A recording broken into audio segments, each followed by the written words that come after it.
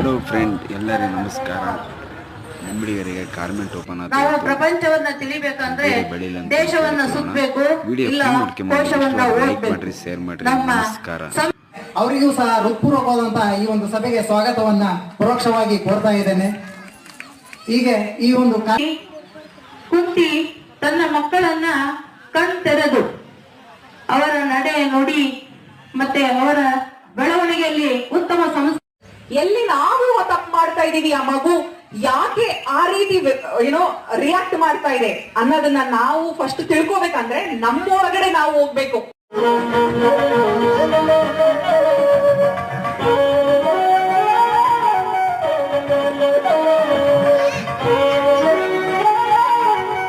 ಕಟ್ಟಬೇಕಂತ ಇರಲ್ಲ, ಬಟ್ ಆ ಕನಸನ್ನ ನೀವು ನನಸು ಮಾಡ್ಬೇಕು ಅಂತಂದ್ರೆ ನಿಮ್ಮ ಮಕ್ಕಳ ಮೇಲೆ ನಾನ್ ಮಾಡ್ಲಿಲ್ಲ, ನನ್ ಮಕ್ಕಳು ಮಾಡ್ಲಿ ಅನ್ನೋದು ಬೇಡ.